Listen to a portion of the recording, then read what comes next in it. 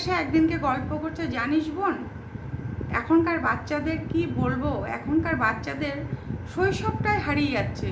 তারা না জানে পুতুল খেলতে, না জানে রান্নাবাটি খেলতে, না জানে লুকোচুরি খেলতে, না জানে কুমির ডাঙা খেলতে, না জানে তারা দৌড়াদৌড়ি খেলতে, ছোঁয়াছুঁয়ি খেলতে।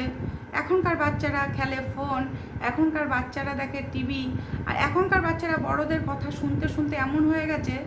আমার ক্লাসে একটি বাচ্চা ছেলে তার একটি মেয়ে বান্ধবীকে বলছে, জানিস আমার দিদির না ব্রেকআপ হয়েছে। তখন সেই বান্ধবী বলেছে, ব্রেকআপ মানে কী রে? বলে, জানিস না আমার দিদি যাকে ভালোবাসতো না, সেই দাদাটাকে আমার দিদি না বলে দিয়েছে, তার সঙ্গে আর বিয়ে করবে না। এতদিন প্রেম করলো, এখন বিয়ে করবে না। আমিও না প্রেম করতে চাই, জানিস তো। বলছে, প্রেম প্রেম করবি?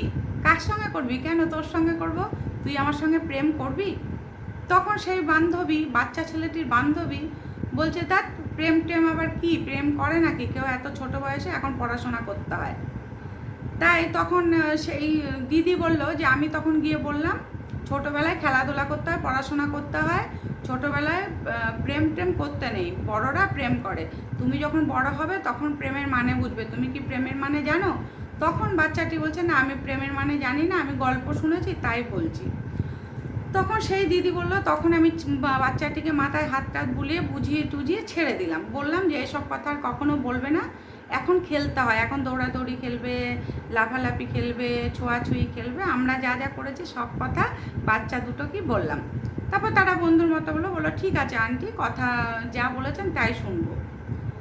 তাই বলছি যে বাচ্চারা এখন কি শিখছে, মোবাইল দেখে সেই বাচ্চাদের প্রেমের কথা শুনছে, টিভিতে এইসব দেখছে, না দেখছে কার্টুন, না দেখছে তারা খেলা করছে। বাচ্চাদের তো সময়ই নেই বাইরে বেরিয়ে খেলাধুলা করার।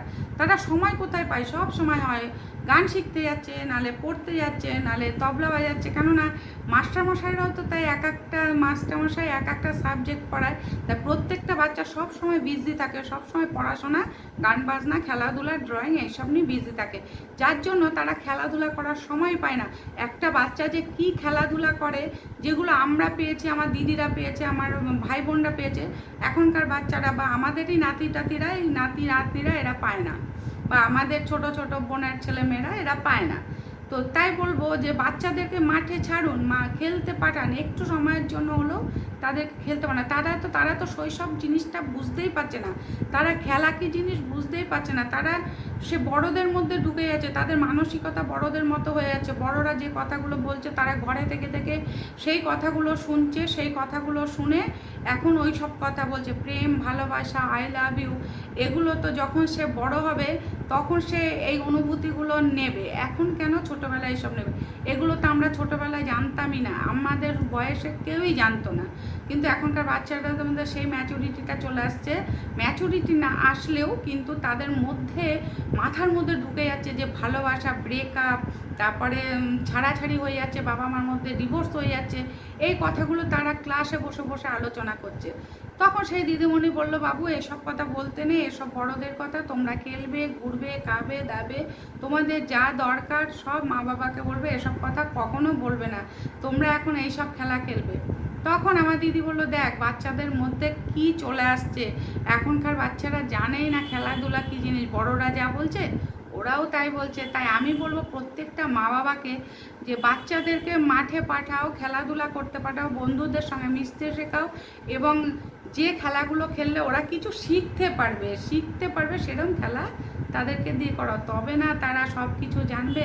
না হলে তো এরকমই হবে।